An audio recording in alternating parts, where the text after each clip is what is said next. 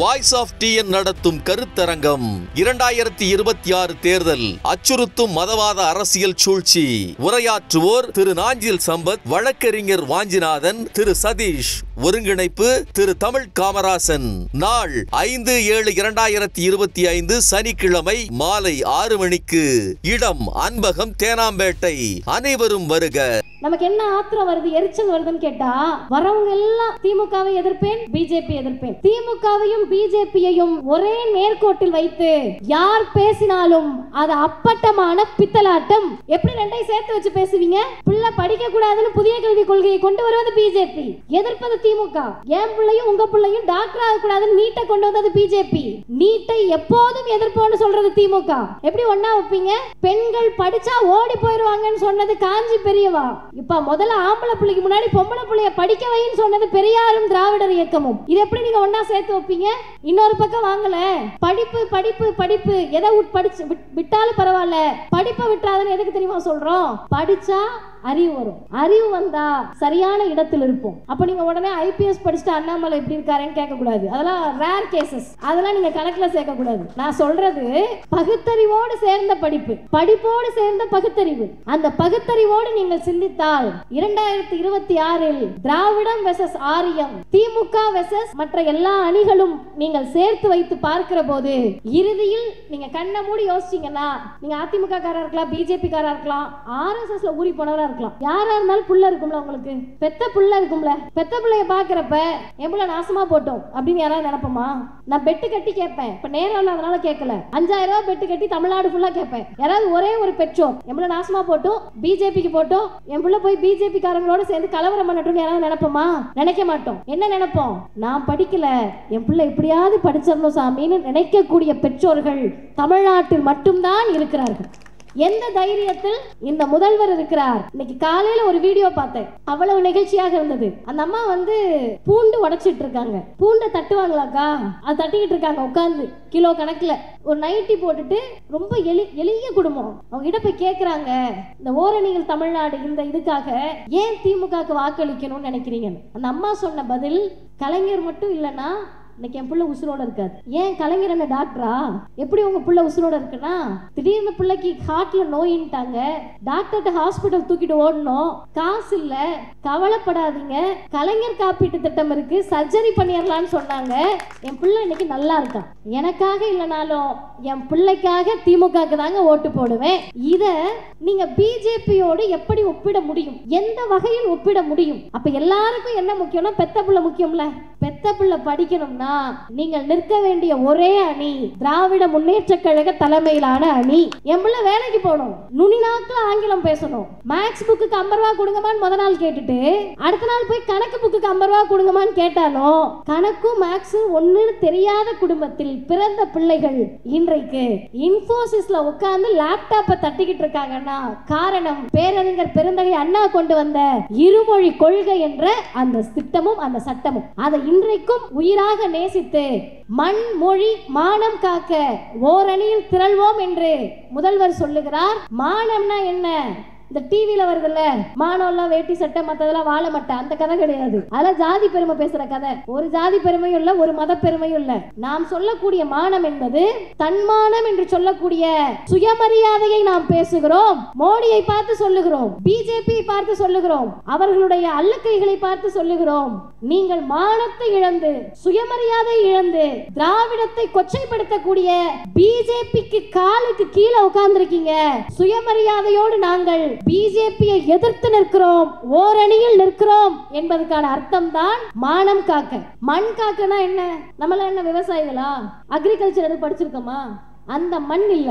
என்ன மண்? இந்த தமிழ்நாடு, தமிழ் மண். இந்தியா என்ற மிகப்பெரிய துணை கண்டத்தை 140 கோடி மக்களை ஆளக்கூடிய பிஜேபி, ஆர்எஸ்எஸ் பயிற்சி பெற்ற மோடி, 24 மணி நேரமும் கலவரத்தை தூண்ட நினைக்கக்கூடிய பிஜேபி. பாவம் பப்பு இங்க வேகாதுப்பான்னு சொல்றோம்ல, அந்த தமிழ்நாட்டை காப்பதற்கு ஓரணியில் திரள்வோம். மொழி காக்க. நான் திராவிடர் கழகத்தில் இருக்க பிள்ளை, பெரியாரியவாதி, மொழியின் மீது அப்படியே உருகி உருகி பற்றோடு அப்படிலாம் இல்ல. ஏன் மொழியை காக்கணும்னா, ஐயா பெரியார் சொல்லுகிறார், மொழி அழிந்தால் அந்த இனம் அழிந்துவிடும். இலங்கையில் நடந்தது அது, மணிப்பூரில் நடந்து கொண்டிருப்பது அது. மொழியை காக்க வேண்டும் என்பது, இந்த இனத்தை காப்பது என்பது, தமிழ் மொழியை காப்போம் என்பது தமிழர்களுடைய பாரம்பரியமான பிறப்புக்கும் எல்லா உயிர்க்கும் என்ற வள்ளுவத்தை காப்பது என்பது. அந்த வகையில் உங்க பிள்ளையும் எங்க பிள்ளையும் ஒழுங்கா படிச்சு வேலைக்கு போய் சமத்துவத்தோடு, சுயமரியாதையோடு, பகுத்தறிவோடு, சமூக நீதியோடு மனுஷங்களா வாழணும்னா 2026 மட்டுமல்ல, இன்னும் பல பத்தாண்டுகளுக்கு ஓர் அணியில் முத்துவேல் கருணாநிதி ஸ்டாலின் என்ற இந்த முதலமைச்சர் தான் முதல்வராக இருக்க வேண்டும். அருமை தோழர்களே, ஒரே ஒரு செய்தியை சொல்லிட்டு நான் தொடங்கணும்னு நினைக்கிறேன். வழக்கமாக கடமையாற்றும் காவல்துறை அதிகாரிகள்னு சொல்லிட்டு தொடங்குவோம். ஏன்னா அவர்கள் கடமையாற்றி கொண்டிருப்பார்கள். நிகழ்ச்சி இங்கே நடக்குதுன்னு சொன்னால் ரொம்ப நேரமாக ஒருத்தவங்க பிரச்சனை பண்ணுறாங்கன்றப்ப காவல்துறை அதிகாரிகள் மேடைக்கு அருகில் நின்று கடமையாற்ற வேண்டும் என்ற என்னுடைய அன்பான வேண்டுகோளை விடுத்து தொடங்குகிறேன். ஏன்னா பேசுகிற பேச்சாளர்களுக்கு இங்கே அவரை இது பண்ணுங்க, இவரை இது பண்ணுங்கன்றது வேலை கிடையாது. இது உங்களுடைய வேலை. எங்கள் வேலை கருத்துக்களை பரிமாறுவதுதான் என்பதை அன்போடும் தாழ்மையோடும் சொல்லி என் உரையை தொடங்குகிறேன். அருமை தோழர்களே, இந்த நிகழ்ச்சி ஒரு சிறப்பான நிகழ்ச்சி. எவ்வளவு சிறப்பான நிகழ்ச்சின்னு கேட்டிங்கன்னா, எல்லா நிகழ்ச்சிகளுக்கும் நாங்கள் போவோம், இளம் பேச்சாளர்கள் வருவாங்க. உங்களில் எத்தனை பேருக்கு அது தெரியும்னு தெரியல, அதுக்காக நான் சொல்கிறேன். இந்த இயக்கம் என்ன பண்ணுச்சு? கலைஞர் மறைந்து விட்டார், 102வது பிறந்த நாள். நானே இது எத்தனாவது கூட்டம்னு எனக்கு நினைவில்லை. அவ்வளோ கூட்டம் பேசுகிறோம். எதுக்குங்க பேசணும்? பெரியார் செத்து போயிட்டாருன்னா பாதி பேர் நம்ப மாட்டுறாங்க, சிலையை பார்த்து பயப்படுறாங்க. இந்த தலைவர்கள்லாம் என்ன பண்ணாங்க? எதுக்கு எப்போ பார்த்தாலும் திராவிடம் பெரியார்ன்றீங்களே, என்னத்தை கிழிச்சிங்க? லிட்டரலாக கேட்கணும்னா பசங்க அப்படி தானேப்பா கேட்பீங்க. சும்மா ஆகும்னா உங்கள் பேரில் எழுதிக்கிறீங்க. என்ன பண்ணீங்க? என்ன பண்ணோன்னா, 100 வருஷத்துக்கு முன்னாடி உடனே போயிட்டீங்களா 100 வருஷத்துக்கு முன்னாடி அப்படின்னு. ஏன்னா வரலாறு தெரியாததுனால தான் வரவங்களெல்லாம் தலைவராக ஏற்றுக்கிட்டு இருக்கோம். அதனால் சொல்கிறேன், 100 வருஷத்துக்கு முன்னாடி பெண்கள் கூட்டத்துக்கு வர முடியாது, பேச முடியாது, இதெல்லாம் உங்களுக்கு தெரிஞ்ச கதை. ஒரு 50 வருஷத்துக்கு முன்னாடி கூட பெண்கள் நிகழ்ச்சிக்கு வருவாங்கன்னு சொன்னால் அவங்கள அனுப்பி வைக்கிறதுக்கு வீட்டில் ரொம்ப யோசிப்பாங்க. இந்த இயக்கம் ஒரு புரட்சி பண்ணுது. என்ன புரட்சின்னு கேட்டிங்கன்னா, தந்தை பெரியார் சொல்லுகிறார், பெண்களே உங்களுக்காக ஆண்கள் பேசணும்னு நினச்சிங்கன்னா அதை விட பிற்போக்கு ஒன்றும் கிடையாது, நீங்களே பேசுங்கன்னார். அடுத்த கட்டம் என்ன ஆச்சுன்னா, திராவிடர் இயக்கத்தில் பெண்கள் பேச வந்தார்கள். இப்போ அது எப்படி மாறி இருக்குன்னு கேட்டிங்கன்னா, அம்மா நீ பேசுமா, கீழே உட்காந்து நான் பார்க்குறேன்னு அருமை சகோதரி ஜோதியுடைய இணையர் கீழே உட்காந்து கூட்டத்தை கைத்தட்டி ரசித்து கேட்டுக்கிட்டு இருக்காரு. இது ஓவர் நைட்டில் ஒபாமா ஆகிற கதையெல்லாம் கிடையாது. இன்னைக்கு நம்ம எல்லாருக்கும் ஒரு மாற்றம் வேணும், அப்படி தானே? இளைஞர்கள் இருக்கீங்கல்ல, கடைசி வரைக்கும் நான் பேசுறது கேட்குதுல்ல, எல்லாருக்கும் மாற்றம் வேணும்ல தோழர், மாற்றம் வேணும்ல தம்பி? ஆமாம், ஏதோ ஒரு மாற்றம் வேணும். இன்ஸ்டன்ட் காஃபி மாதிரி உடனே அந்த மாற்றம் வந்துடணும், கிண்டின உடனே கிடைக்கிற மேகி மாதிரி அந்த மாற்றம் வந்துடணும். இப்போ என்னதான் அவங்களுக்குலாம் மாற்றம் வேணும்னு கேட்டால் அதுக்கு நம்மக்கிட்ட பதில் இல்லை. ஆனால் நான் இப்போது சரியாக 5 செய்தி மட்டும்தான் என்ன மாற்றம் இந்த தமிழ் சமூகத்தில் வந்திருக்கு. எதுக்காக திமுகவை ஆதரிக்கணும்? எத்தனையோ அரசியல் கட்சிகள் இருக்கிறது. ஏன் ஓரணியில் தமிழ்நாடு என்று சொல்லி இந்த அணியின் பக்கம் நிற்கணும்? எனக்கு முன்னால் பேசிய எல்லோரும் எல்லா திட்டங்களையும் சொல்லிவிட்டார்கள், முதல்வருடைய சாதனைகளை சொல்லிவிட்டார்கள், கலைஞருடைய சாதனைகளை சொல்லிவிட்டார்கள். இப்போ எனக்கு என்ன விஷயம் அப்படின்னு கேட்டிங்கன்னா, திரும்ப திரும்ப தமிழ் சமூகத்திடம் ஒரு செய்தியை நான் நினைவுபடுத்த கடமைப்பட்டிருக்கிறேன். ஆனால் அவர் பேசட்டும், நான் நீங்கள் உட்கார்ந்துருங்க.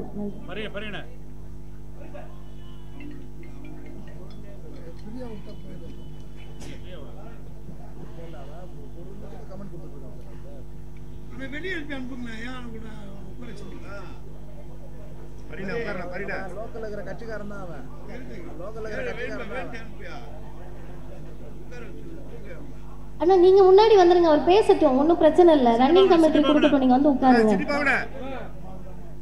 இல்ல அதான் அவர் உட்கார சொல்றேன் நான்.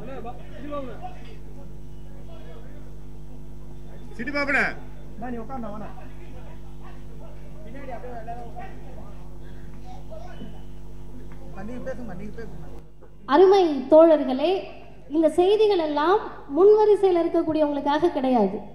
ஏன்னா இந்த இயக்கத்தில் இவர்கள் எல்லாம் எப்படி வார்த்தெடுக்கப்பட்டிருக்கார்கள்னு சொன்னால், மேடைக்கு வந்த உடனே ஐயா மேடைக்கு வந்தாங்க, தள்ளாடிட்டு வந்தாங்க. அவங்க வந்த உடனே பிரகாஷ் அண்ணன் எழுந்து அவருக்கு வழிவிட்டு அவரை அமர வைத்தார்கள். இப்படி தள்ளாடு, அப்படியே வயசில் ஒன்றுமே முடியாது, பேசுவதற்கு நாக்கெல்லாம் உளரும். தள்ளாத வயதாக இருந்தாலும் சரி, பேச முடியலனாலும் பரவாயில்ல, தொண்டையில் கடைசி சொட்டு தண்ணி இருக்கிற வரைக்கும், உடம்புல லாஸ்ட் உயிர் நாடி கடைசி உயிர் மூச்சு இருக்கின்ற வரை கருப்பு சிவப்பு கொடியை தான் தாங்கி பிடிப்பேன் அப்படின்னு சொல்லக்கூடிய அந்த மூத்தவர்களும் எங்களை போல ஊர் ஊராக போய் பேசுறீங்களே, எதுக்கு பேசுறீங்கன்னு எங்களை பார்த்து கேட்டா ஒரே ஒரு காரணத்துக்காக தான்.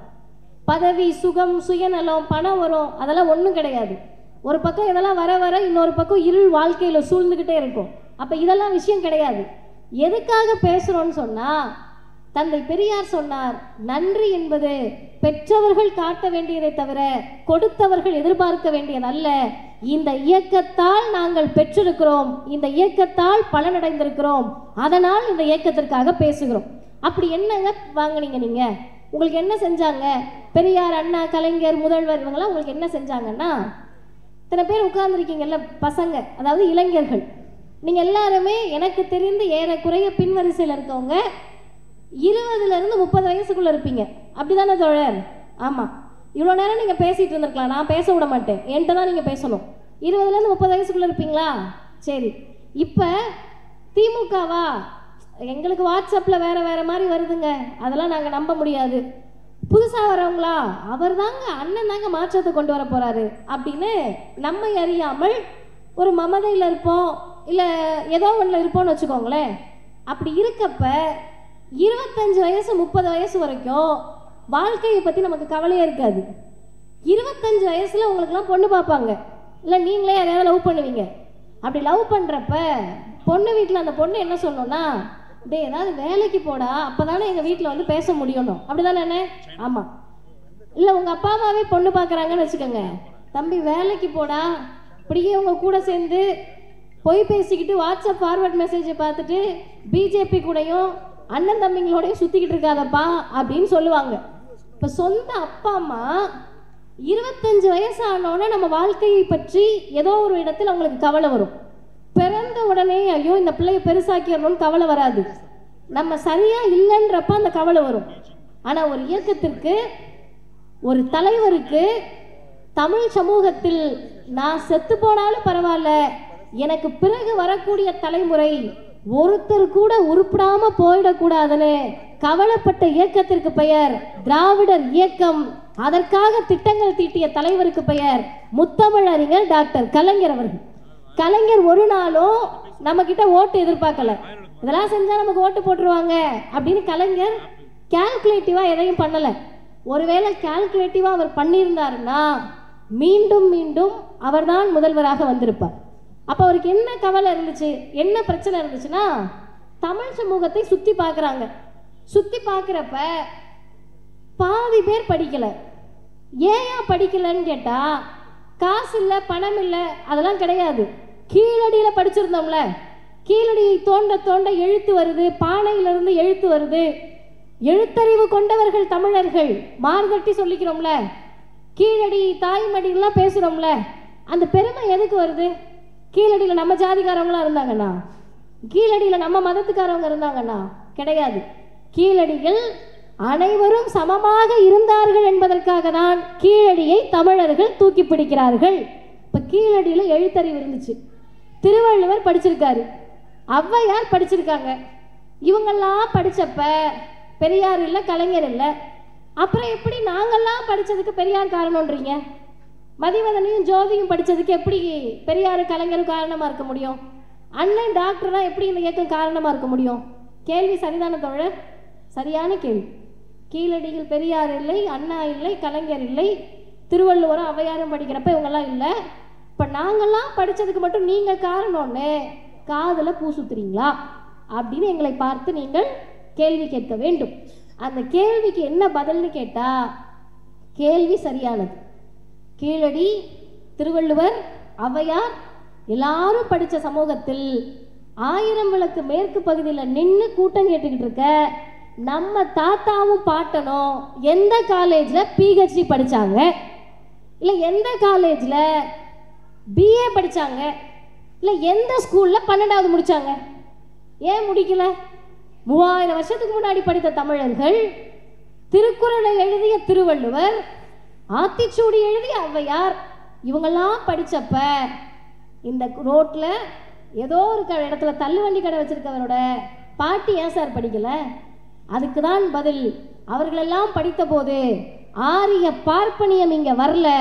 உங்க தாத்தாவும் என் தாத்தாவும் படிக்கிறப்ப ஆரிய பார்ப்பனியம் இங்க வந்துச்சு.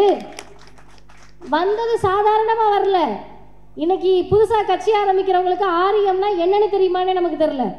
ஏபிசிடி மாதிரி ஐயோ ஆரியம்னா என்ன அப்படின்னு கேட்கக்கூடியவர்களுக்கு போய் சொல்லுங்க. நான் தைரியமா வந்து அந்த சிவப்பு சட்டனை பார்த்து, ஆனால் நீங்கள் உங்கள் பிள்ளைய ஸ்கூலுக்கு அனுப்பக்கூடாது அப்படின்னு சொல்ல முடியுமா? ஒன்றும் வேண்டாம். இங்கே அக்காவை பார்த்து, அக்கா நாளையிலேருந்து நீங்கள் கட்சி கூட்டத்துக்குலாம் வர முடியாது அப்படின்னு நான் சொல்ல முடியுமா? நீ யாரு சொல்லன்னு கேட்பாங்கல்ல. நீ யாரு சொல்லன்னு என்னையவே கேட்குறப்ப வேறு ஒரு இனம், வேறு ஒரு மொழி பேசக்கூடியவர்கள், நமக்கும் அவங்களுக்கு சம்மந்தமே கிடையாது. அவங்க வந்து நீ படிக்கக்கூடாதுன்னு சொன்னப்ப ஒட்டுமொத்த தமிழ் சமூகமோ சரிங்க சாமி அப்படின்னு கும்பிடு போட்டுட்டு குனிஞ்சு நின்னாங்க.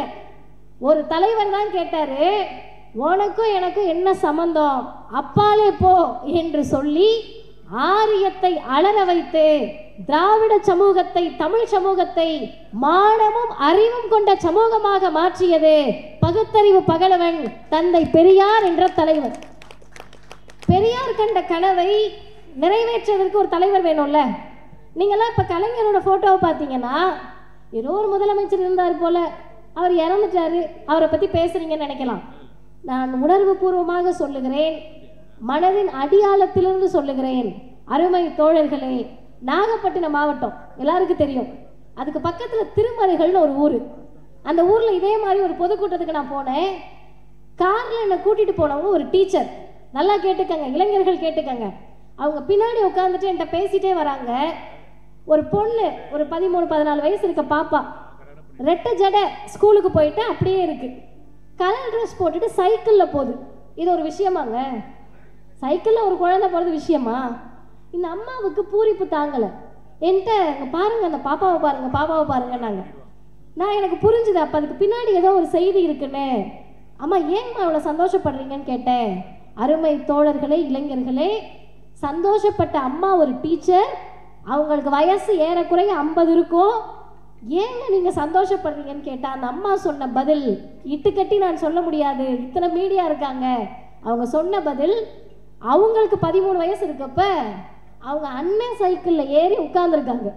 ஆசை வந்திருக்கு அந்த குழந்தைக்கு, சைக்கிளில் ஏறி உட்காந்துருக்காங்க. அதை பார்த்து அவங்க பெரியப்பா வந்து சைக்கிளோட தூக்கி வீசினாராம். அதுக்கு அவர் என்ன சொல்லியிருக்காரு, பொம்பளை பிள்ளை என்னத்துக்கு சைக்கிள் ஓட்டுறன்னு கேட்டிருக்காரு. இதை அவங்க சொல்லிட்டாங்க, முடிஞ்சிருச்சு. இன்னைக்கு அவங்க அரசு பள்ளியினுடைய ஆசிரியர். இந்த கூட்டத்துக்கு போக போக எனக்கு நினைவு எங்கெங்கேயோ போய் நான் அங்கு சொன்ன செய்தி இங்கு சொல்லுகிறேன். அவங்களுக்கு 50 வயசு. இப்போன்னா ஏறக்குறைய 34 வருஷத்துக்கு முன்னாடி, 36 வருஷத்துக்கு முன்னாடி இருக்குமா, 40 வச்சுப்போமே, 40 வருஷத்துக்கு முன்னாடி சொந்த மகள், பெரியப்பானா சொந்த பிள்ளை தானே, சொந்த பிள்ளை சைக்கிள் ஓட்டுறதை தாங்கிக்க முடியாத பெரியப்பா இருக்க ஊரில், இருந்த ஊரில், இன்னைக்கும் இருக்க ஊரில் தான் பெறாத பிள்ளைகளுக்கு காவல்துறையிலையும் இராணுவத்திலையும் வேலை வேணும், சொத்துல சம உரிமை வேணும்னு 100 வருஷத்துக்கு முன்னாடி கேட்ட இயக்கத்திற்கு பெயர் திராவிடர் இயக்கம். தலைவர் தந்தை பெரியார். பெரியார் கண்ட கனவை யார் நிறைவேற்றினார்கள்? நிறைவேற்றுவதற்கு யாருக்கு துணிச்சல் வந்தது? பெண்களை காவல்துறையில் நியமித்து பெண்களுக்கு தகப்பன் சொத்தில் சரிசமமான உரிமையை தந்தவர் முத்தமிழறிஞர் டாக்டர் கலைஞர் அவர்கள். கலைஞரை உச்சி முகர்ந்து பாராட்டக்கூடிய நேரத்தில் முதல்வருக்கு நாம் நன்றி சொல்ல வேண்டும். இது ஒரு ப்ராசஸ். நீங்க மந்திரம் போட்டு முட்டை தயாரிச்சு விட்டு ஜீபூபா போட்டு வந்த மாற்றம் கிடையாது. பெரியார் நினைக்கிறார், கனவு காண்கிறார், கலைஞர் சாதிக்கிறார். அதற்கு ஒருபடி மேலே போய் முத்துவேல் கருணாநிதி ஸ்டாலின் என்ற முதல்வர் என்ன பண்றாருன்னா, பெண்கள் பெயரில் சொத்தை பதிவு செய்தால் 1% உங்களுக்கு கட்டணம் கிடையாதுன்றாங்க. இதெல்லாம் எந்த மாநிலத்தில் யோசிக்க முடியும்? பெண்களை பற்றி இவ்வளவு யோசிக்க வேண்டிய தேவை என்ன? இதெல்லாம் நான் பேசுகிறப்ப உங்கள் எல்லாருக்கும் ஆத்திரம் வரணும், உங்கள் எல்லாருக்கும் கோபம் வரணும். ஏன் கோபம் வரணும்னா, இதெல்லாம் பண்ணி தான் பொம்பளை பிள்ளை ஓவராக வாய் பேசுது, அதுக்கு பிடிச்சதை பண்ணுது அப்படின்னு உங்களுக்கு ஆத்திரம் வரணும். இளைஞர்களுக்கு இன்னும் கோபம் வரும். எதை கேட்டாலும் அவளுக்கு பிடிச்சதை தான் பண்ணுறா, இதில் நீங்கள் வேற அதை செய்கிறோம் இதை செய்கிறோன்னு சொல்கிறீங்களேன்னு. அப்போ தான் நீங்கள் யோசிக்கணும், இவர்கள் யாருக்கு செய்தார்கள் என்றால் அமர்ந்து கேட்கக்கூடிய இளைஞர்களுடைய அம்மாவுக்கும் அக்காவுக்கும் உங்களுடைய செல்ல மகளுக்கும் உரிமை வாங்கி தந்த இயக்கத்திற்கு பெயர் திராவிடர் இயக்கம். அந்த தலைவருக்கு பெயர் முத்தமிழறிஞர் டாக்டர் கலைஞர் அவர்கள். சரி, இதெல்லாம் பண்ணிட்டீங்க, தமிழ்நாட்டில் பிரச்சனையே இல்லையா? அவ்வளோ பிரச்சனை இருக்குங்க. ஃபேஸ்புக் வாட்ஸ்அப்பை திறந்தோம்னா காலையில் எழுந்த உடனே பல்லு விளக்கி முகம் கழுவுறாங்களோ இல்லையோ, திமுகவுக்கு எதிராக போஸ்ட் போடுறாங்க, சிஎம்ஐ திட்டி போஸ்ட் போடுறாங்க, கலைஞரும் பெரியாரும் செத்துட்டாருன்னா நம்ப மாட்டேன்றாங்க, அவங்களும் இழுத்து போஸ்ட் போடுறாங்க. இப்போ இவ்வளோ பிரச்சனையை வச்சுக்கிட்டு நாங்கள் என்னத்துக்கு திமுகவை ஆதரிக்கணும்? அந்த கேள்வியை இளைஞர்கள் பேச வர எல்லா திமுக காரங்ககிட்டையும் கேட்கணும். நீங்கள் கேட்டாங்கன்னா நாங்கள் பதில் சொல்ல முடியும். என்ன பதில்? பிரச்சனை இருக்கா? ஆமாம். 0% வைலன்ஸ், 0% கிரைமே இல்லைங்க, குற்றமே இல்லைங்க அப்படின்னு உலக நாடுகளில் போய் நீங்கள் தேடினீங்கன்னா கடல்லையே இல்லை. மனிதர்கள் இருக்கக்கூடிய இடத்தில் அதை நீங்கள் தேட முடியாது. அப்போ இதெல்லாம் இருக்கிறப்பயே ஏன் முதல்வரை ஆதரிக்கிறோம், திமுகவை ஆதரிக்கிறோம்னா, பிரச்சனை நடந்துருச்சு சார்னு தகவல் வந்தா, ஓ அப்படியா, நாளைக்கு காலையில் நான் டிவியை பார்த்துக்கிறேன் அப்படின்னு சொல்லாமல் பிரச்சனை நடந்ததை உறுதி செய்து பிரச்சனையில் அதிகாரிகளின் பக்கம் நிற்காமல் சாமானிய மக்களின் பக்கம் நிற்பதால் முத்துவேல் கருணாநிதி ஸ்டாலின் என்ற முதலமைச்சரை ஆதரிக்கிறோம்.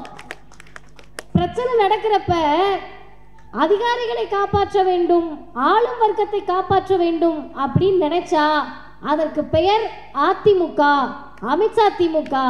மக்களோடு நிற்பேன் என்று சொன்னால் அதற்கு பெயர் திராவிட முன்னேற்ற கழகம் என்பதை தமிழ்நாட்டின் முதலமைச்சர் நிரூபித்திருக்கிறார். இப்போ யோசிச்சு பாருங்க, மத்தளத்துக்கு 2 பக்கம் இடி மாறி முதல்வர் 2021 தேர்தலில் ஒரு ஸ்டேட்மெண்ட்டை முன் வச்சு தான் தேர்தலை சந்தித்தார்கள். திமுக காரங்களுக்கு தெரியும், இளைஞர்களுக்கு சொல்லுகிறேன், ஆதிக்கவாதிகளும் வேண்டாம் அடிமைகளும் வேண்டாம், அதுதான் அந்த ஸ்டேட்மெண்ட். ஆதிக்கவாதிகள் யாரு? பிஜேபி. அடிமைகள் யாரு? மரியாதைக்குரிய எடப்பாடி பழனிசாமி அன்கோ. அதில் அதிமுகன்னு சொல்ல வேணாம், எடப்பாடி பழனிசாமி அன்கோன்னு வச்சுப்போம். இவர்கள் எல்லாரையும் ஒரே வரிசையில் நிறுத்தி ஏன் பார்க்கணும்? இவங்க எல்லாரையும் தனித்தனியாக நம்ம டார்கெட் பண்ணலாமேன்னு கேட்டால் நான் வெளிப்படையாக சொல்லுகிறேன், 2026 தேர்தலில் 2 அணிதான் போட்டி போடுகிறது. 3 முனை 4 முனை 5 முனைலாம் இல்லை, அது சும்மா டிவி விவாதத்துக்கு வச்சுக்கலாம். 2 முனை தான். ஒரு முனைக்கு பெயர் பிஜேபி காவி கொடி தாங்கிய ஆரிய அணி, இன்னொரு அணிக்கு பெயர் கருப்பு சிவப்பு கொடி தாங்கிய திராவிட முன்னேற்ற கழக தலைமையிலான திராவிட அணி. இந்த 2 அணியில சண்டை நடக்க போகுது. இந்த சண்டை தேர்தலுக்கானதா? கிடையாது. இந்த தேர்தல் இல்லைன்னா அடுத்த தேர்தல். அரசியலுக்கு வருகிற போது எல்லா தேர்தலையும் ஜெயிக்கணும்லாம் யாரும் கட்சி ஆரம்பிக்க மாட்டாங்க. பேரறிஞர் அண்ணா கட்சி ஆரம்பிச்சப்ப வாருங்கள் தம்பிகளே தேர்தலுக்கு போவோன்னு சொல்லலை, சிறைக்கு போவோன்னு கூப்பிட்டாரு. தந்தை பெரியார் இன்னும் ஒரு படி மேலே போய் இயக்க ஆரம்பிச்சப்ப என்கிட்ட வந்தேன்னா 10 பைசா லாபம் இல்லைன்னு சொல்லிட்டு தான் இயக்க ஆரம்பிச்சார். கலைஞர் உங்களை எல்லாம் அழைத்த போது எல்லா தடவையும் நம்ம தான்ப்பா ஜெயிப்போம் வாங்கப்பா அப்படின்னு கூப்பிடல, உடன்பிறப்புகளே சமத்துவத்தை பேசுவதற்கு வாங்கன்னு கூப்பிட்டாரு. முதலமைச்சர் இன்னும் ஒரு படி மேலே போய் கூப்பிடுறாரு, இது தேர்தலுக்கானதல்ல அடுத்த தலைமுறைக்கானது, ஓரணியில் வந்து நில்லுங்கள் கூப்பிட்டாச்சா. இப்போ நாங்கள் எதுக்கு அந்த அணியில் நிற்கணும்? இளைஞர்கள் கேள்வி, எதுக்கு நிற்கணும்னா 2 சம்பவங்களை சொல்கிறேன்ப்பா, ரொம்ப உங்களுக்கு நெருக்கமான சம்பவங்களை சொல்கிறேன். ஜாலியாக விளையாடிட்டு இருக்கீங்க, ஃபோனில் நம்மளுடைய இன்ஸ்டா ரீல்ஸ்லாம் பார்த்துட்டு ரொம்ப மகிழ்ச்சியாக இருக்கும். இப்படி நம்ம மகிழ்ச்சியாக இருக்கிறப்ப இந்த மகிழ்ச்சிக்கு என்ன காரணம்னு கேட்டிங்கன்னா, 3வது படித்து 5வது படித்து 8வது படித்து 12வது படித்து காலேஜ் படிச்சுக்கிட்டு இருக்கோம். அதனால் யாராவது பார்த்து கேட்டாங்கன்னா என்னப்பா படிக்கிற அப்படின்னு கேட்டாங்கன்னா கொஞ்சம் நல்லா கவனிங்க. என்னப்பா படிக்கிறேன்னு கேட்டால் நான் பிஏ படிக்கிறேன், பிஏ எக்கனாமிக்ஸ் படிக்கிறேன், காமர்ஸ் படிக்கிறேன், எம்பிபிஎஸ் படிச்சுட்டு இருக்கேன், பிஇ படிச்சுக்கிட்டு இருக்கேன் அப்படின்னு பெருமையாக சொல்லலாம். உங்கள் அப்பா அம்மா இதே வயசில் இருக்கிறப்ப அவங்கக்கிட்ட போய் என்னங்க பண்ணுறீங்கன்னு கேட்டால் எங்கேயோ ஒரு இடத்துல வேலை பார்த்துட்டு இருந்திருப்பாங்க, படிச்சிருக்க மாட்டாங்க. தாத்தா பாட்டிக்கிட்ட போய் கேட்டால் படிக்கிறதா அப்படின்னு கேட்டிருப்பாங்க. இப்போ இன்னைக்கு அந்த இன்ஃபீரியாரிட்டின்னு சொல்லக்கூடிய தாழ்வு மனப்பான்மையிலிருந்து ஒட்டுமொத்த தமிழர்களையும் விடுவித்து கல்வியை நமக்கு கொண்டு வந்து சேர்த்த இயக்கத்திற்கு பெயர் திராவிடர் இயக்கம். முத்தமிழறிஞர் டாக்டர் கலைஞர். என்னத்துக்கு கலைஞர் பேர்ல இதை எழுதுறீங்க? ஏன் எழுதுறேன்னு சொல்றேன்.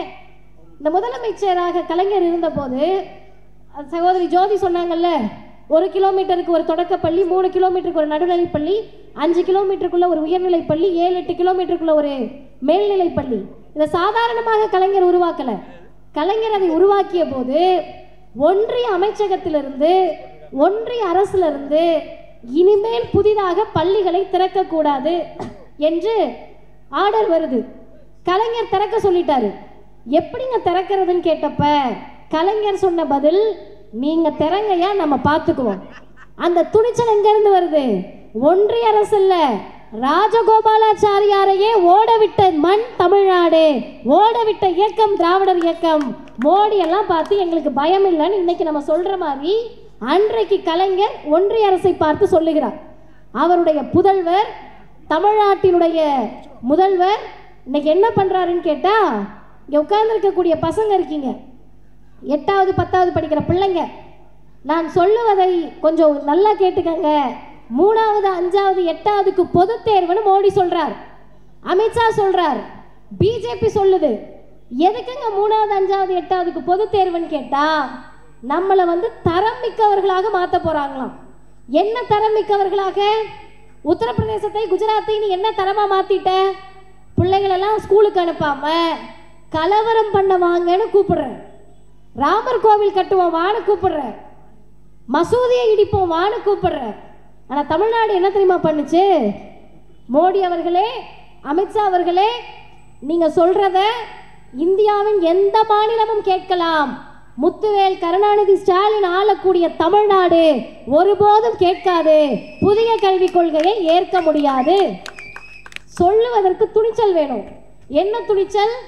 மோடி கிட்ட என்ன இருக்கு? பிஜேபி கிட்ட என்ன இருக்கு? யூனியன் கவர்மெண்ட் கிட்ட என்ன இருக்கு?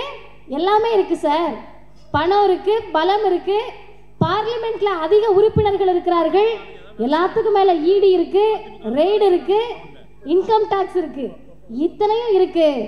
முக்கிய அமைச்சர்களை எல்லாம் டார்கெட் பண்ணி அமலாக்கத்துறையை அனுப்புகிறார்கள், அச்சுறுத்துகிறார்கள், ஆட்சியை கலைச்சிடுவோன்னு பயமுறுத்துகிறார்கள்.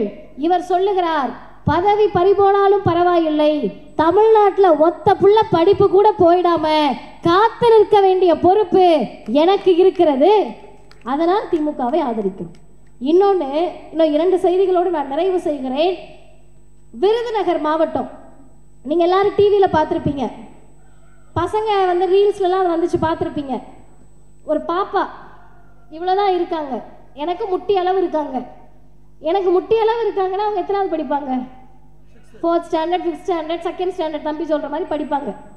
அந்த குழந்தை எத்தனாவது படிக்குதுன்னா 12வது முடிச்சிருக்கு.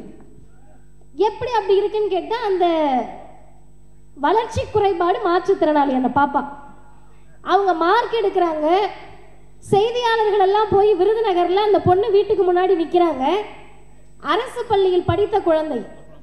எதுக்கு சார் இந்த குழந்தைய போய் நீங்க நிக்கிறீங்கன்னு கேட்டா, அந்த பொண்ணுகிட்ட பேட்டி எடுக்கிற போது அந்த குழந்தை சொல்லுகிறது, 12வது முடிச்சிட்ட, எங்கம்மா படிக்க போறேன்னு கேட்டா அந்த குழந்தை சொன்ன பதில், அருமை இளைஞர்களே, நின்று கேட்கக்கூடிய பொதுமக்களே, அதிமுக பிஜேபியில் இருக்க யாராவது எங்கேயாவது நின்னீங்கன்னா நல்லா கேட்டுக்கங்க. அந்த குழந்தை சொன்னது, நான் ஐஐடியில் போய் படிக்க போறேன். ஐஐடியில் படிக்க போறேன்னா உங்க அப்பா அம்மா யாரு? பணக்காரங்களா? அப்பா அம்மா யாரு? டாக்டரா, இன்ஜினியரா? ஒன்றும் கிடையாது. அப்பா டீ கடையில் வேலை பார்க்குறாங்க, அம்மா பட்டாசு தொழிற்சாலையில் வேலை பார்க்குறாங்க. இது ஏதோ படம் கிடையாது, சர்க்கார் படம் இல்லை, ரியல் டைம்ல நடக்குது. 2 வாரத்திற்கு முன்னால் அப்பா டீ கடையில் வேலை பார்க்குறாரு, அம்மா பட்டாசு தொழிற்சாலையில் வேலை பார்க்குறாங்க. விருதுநகரில் பிறந்த அந்த குழந்தை ஐஐடியில் போய் என்ன படிக்க போகுது? அதுதான் செய்தி. Aerospace engineering. நம்மள எத்தனை பேத்துக்கு ஏரோஸ்பேஸ் இன்ஜினியரிங்னா என்னன்னு தெரியும்னா பாதி பேத்துக்கு தெரியாது. அதில் அவமானம் ஒன்றும் கிடையாது. பாட்டம் படிக்கல, தாத்தா படிக்கல, பாட்டி படிக்கல, இப்போ தான் ஃபஸ்ட்டு ஜென்ரேஷன் படிக்க வரோம், தெரிலனா பிரச்சனை கிடையாது. நான் போயிட்டு அதற்கு தமிழாக்கத்தை பார்த்தேன், உள்ளபடியே வியந்து போனேன். விருதுநகரில் பிறந்த அந்த குழந்தை விண்வெளிக்கு பயணப்பட போகிறது. அதை சாதித்தது எது என்று கேட்டால் தமிழ்நாட்டு முதலமைச்சருடைய நான் முதல்வன் என்ற திட்டம். இது அந்த பிள்ளையுடைய வாழ்க்கையை மட்டும் மாற்றல, அது அந்த குழந்தைக்கானது கிடையாது.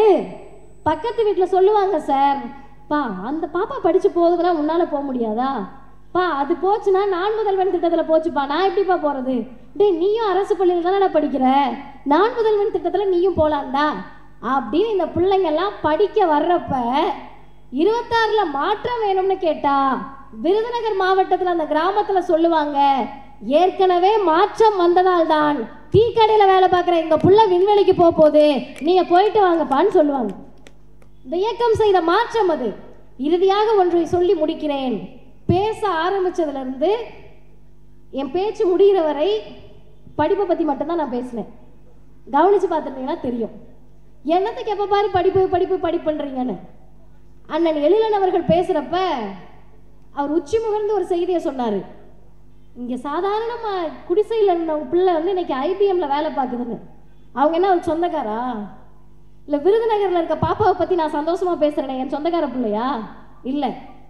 திமுக இந்த திராவிடர் இயக்கம் இவங்க யார்கிட்ட போய் நீங்கள் கேளுங்க, தமிழ்நாட்டின் கடைகோடியில் ஒரு குழந்தை படித்து பட்டம் பெற்றாலும் சொந்த பிள்ளை படித்து பட்டம் வாங்கின மாதிரி சந்தோஷப்படுவோம், மகிழ்ச்சி அடைவோம். என்ன தெரியுமா காரணம்? சாதாரணமாக வரல சார். நமக்கு என்ன ஆத்திரம் வருது, எரிச்சல் வருதுன்னு கேட்டால் வரவங்க எல்லாம் திமுகவை எதிர்ப்பேன், பிஜேபி எதிர்ப்பேன். திமுகவையும் பிஜேபியையும் ஒரே நேர்கோட்டில் வைத்து யார் பேசினாலும் அது அப்பட்டமான பித்தலாட்டம். எப்படி ரெண்டையும் சேர்த்து வச்சு பேசுவீங்க? பிள்ளை படிக்கக்கூடாதுன்னு புதிய கல்விக் கொள்கையை கொண்டு வருவது பிஜேபி, எதிர்ப்பது திமுக. என் பிள்ளையும் உங்க பிள்ளையும் டாக்டர் ஆகக்கூடாதுன்னு நீட்டை கொண்டு வந்தது பிஜேபி, நீட்டை எப்போதும் எதிர்ப்போன்னு சொல்றது திமுக. எப்படி ஒன்னா வைப்பீங்க? பெண்கள் படிச்சா ஓடி போயிடுவாங்கன்னு சொன்னது காஞ்சி பெரியவா. இப்ப முதல்ல ஆம்பளை பிள்ளைக்கு முன்னாடி பொம்பளை பிள்ளைய படிக்க வைன்னு சொன்னது பெரியாரும் திராவிடர் இயக்கமும். இது எப்படி நீங்க ஒன்னா சேர்த்து வைப்பீங்க? இன்னொரு பக்கம் வாங்கல, படிப்பு படிப்பு படிப்பு, எதை படிச்சு விட்டாலும் பரவாயில்ல, படிப்பை விட்டாதுன்னு எதுக்கு தெரியுமா சொல்றோம்? படிச்சா அறிவு வரும், அறிவு வந்தா சரியான இடத்தில் இருப்போம். அப்போ நீங்க உடனே ஐபிஎஸ் படிச்சுட்டு அண்ணாமலை எப்படி இருக்காருன்னு கேட்கக்கூடாது. அதெல்லாம் ரேர் கேசஸ், அதெல்லாம் நீங்க கணக்கில் சேர்க்கக்கூடாது. நான் சொல்றது பகுத்தறிவோடு சேர்ந்த படிப்பு, படிப்போடு சேர்ந்த பகுத்தறிவு. அந்த பகுத்தறிவோடு நீங்கள் சிந்தித்தால் 2026இல் திராவிடம் வெர்சஸ் ஆரியம், திமுக வெர்சஸ் மற்ற எல்லா அணிகளும் நீங்கள் சேர்த்து வைத்து பார்க்கிற போது இறுதியில் நீங்க கண்ணை மூடி யோசிச்சீங்கன்னா, நீங்க அதிமுக காரா இருக்கலாம், பிஜேபி காரா இருக்கலாம், ஆர்எஸ்எஸ்ல ஊறி போனவரா இருக்கலாம், யாரா இருந்தாலும் புள்ள இருக்கும்ல, உங்களுக்கு பெத்த புள்ள இருக்கும்ல. பெத்த பிள்ளைய பார்க்குறப்ப என் பிள்ளை நாசமா போட்டோம் அப்படின்னு யாராவது நினைப்போமா? நான் பெட்டு கட்டி கேட்பேன். இப்போ நேரம் இல்லாதனால கேட்கல, 5000 ரூபா பெட்டு கட்டி தமிழ்நாடு ஃபுல்லாக கேட்பேன். யாராவது ஒரே ஒரு பெற்றோர் என் பிள்ளை நாசமா போட்டோம், பிஜேபிக்கு போட்டோம், என் பிள்ளை போய் பிஜேபி காரங்களோட சேர்ந்து கலவரம் பண்ணட்டும்னு யாராவது நினைப்போமா? நினைக்க மாட்டோம். என்ன நினைப்போம்? நான் படிக்கல, என் பிள்ளை எப்படியாவது படிச்சிடணும் சாமின்னு நினைக்கக்கூடிய பெற்றோர்கள் தமிழ்நாட்டில் மட்டும்தான் இருக்கிறார்கள். எந்த தைரியத்தில் இந்த முதல்வர் இருக்கிறார்? இன்னைக்கு காலையில் ஒரு வீடியோ பார்த்தேன், அவ்வளவு நிகழ்ச்சியாக இருந்தது. அந்த அம்மா வந்து பூண்டு உடைச்சிட்டு இருக்காங்க. பூண்டை தட்டுவாங்களாக்கா, அது தட்டிக்கிட்டு இருக்காங்க உட்காந்து கிலோ கணக்கில். ஒரு நைட்டி போட்டுட்டு ரொம்ப எளிய குடும்பம்.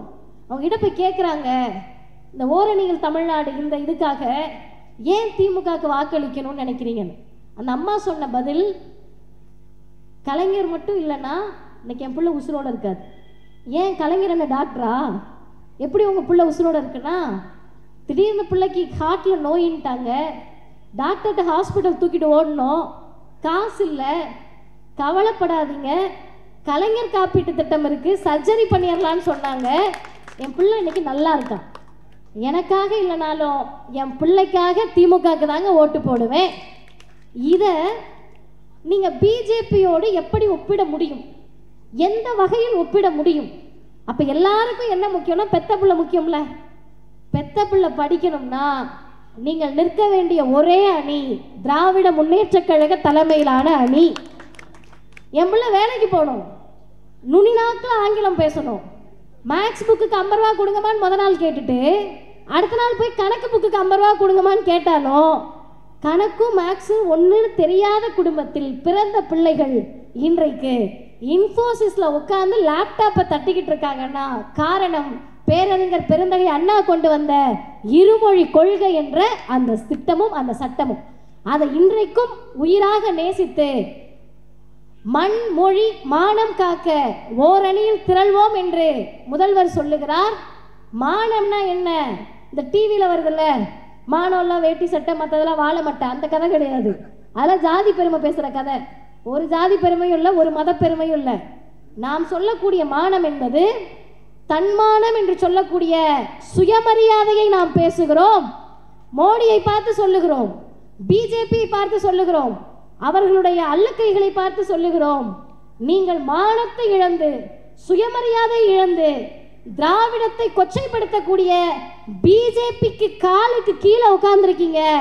சுயமரியாதையோடு நாங்கள் பிஜேபியை எதிர்த்து நிற்கிறோம், ஓரணியில் நிற்கிறோம் என்பதற்கான அர்த்தம் தான் மானம் காக்க. மண் காக்கனா என்ன? நம்மள என்ன விவசாயிகளா? அக்ரிகல்ச்சர் எது படிச்சிருக்கோமா? அந்த மண் இல்லை. என்ன மண்? இந்த தமிழ்நாடு, தமிழ் மண். இந்தியா என்ற மிகப்பெரிய துணை கண்டத்தை 140 கோடி மக்களை ஆளக்கூடிய பிஜேபி, RSS பயிற்சி பெற்ற மோடி, 24 மணி நேரமும் கலவரத்தை தூண்ட நினைக்கக்கூடிய பிஜேபி, பாவம் பப்பு இங்க வேகாதுப்பான்னு சொல்றோம்ல, அந்த தமிழ்நாட்டை காப்பதற்கு ஓரணியில் திரள்வோம். மொழி காக்க. நான் திராவிடர் கழகத்தில் இருக்க பிள்ளை, பெரியாரியவாதி, மொழியின் மீது அப்படியே உருகி உருகி பற்றோடு அப்படிலாம் இல்லை. ஏன் மொழியை காக்கணும்னா, ஐயா பெரியார் சொல்லுகிறார், மொழி அழிந்தால் அந்த இனம் அழிந்துவிடும். இலங்கையில் நடந்தது அது, மணிப்பூரில் நடந்து கொண்டிருப்பது அது. மொழியை காக்க வேண்டும் என்பது, இந்த இனத்தை காப்பது என்பது, தமிழ் மொழியை காப்போம் என்பது தமிழர்களுடைய பாரம்பரியமான பிறப்புக்கும் எல்லா உயிர்க்கும் என்ற வள்ளுவத்தை காப்பது என்பது. அந்த வகையில் உங்க பிள்ளையும் எங்க பிள்ளையும் ஒழுங்கா படிச்சு வேலைக்கு போய் சமத்துவத்தோடு சுயமரியாதையோடு பகுத்தறிவோடு சமூக நீதியோடு மனுஷங்களா வாழணும்னா 2026 மட்டுமல்ல, இன்னும் பல 10 ஆண்டுகளுக்கு ஓரணியில் முத்துவேல் கருணாநிதி ஸ்டாலின் என்ற இந்த முதலமைச்சர் தான் முதல்வராக இருக்க வேண்டும் என்பதை தெரிவித்து, இதே நாளில் இளைஞரணி செயலாளராக பொறுப்பேற்று 7 வருடங்களில் பலரை உருவாக்கி இருக்கக்கூடிய, அதுதான் முக்கியம். அவர் செய்த பல சாதனைகளில் முதல் சாதனை எதுன்னு கேட்டா, ஆரியத்தை எதிர்த்து நிற்பதற்கு திராவிடம் என்ற பெரும் படையை உருவாக்கி இருக்கக்கூடிய அண்ணன் உதயநிதி அவர்களுக்கும் எங்கள் கழக தலைவர் ஆசிரியர் சொல்லுவார், முதல்வரை ஆதரிப்பது என்பது முதல்வரை இல்ல, திமுகவை ஆதரிப்பது என்பது திமுகவை அல்ல, எங்கள் தலைமுறையை பாதுகாப்பதற்காக திமுகவை பாதுகாக்க நினைக்கிறோம், இந்த முதல்வரை பாதுகாக்க நினைக்கிறோம் என்று சொல்லி முடிக்கிறேன். வாய்ப்புக்கு நன்றி, வணக்கம்.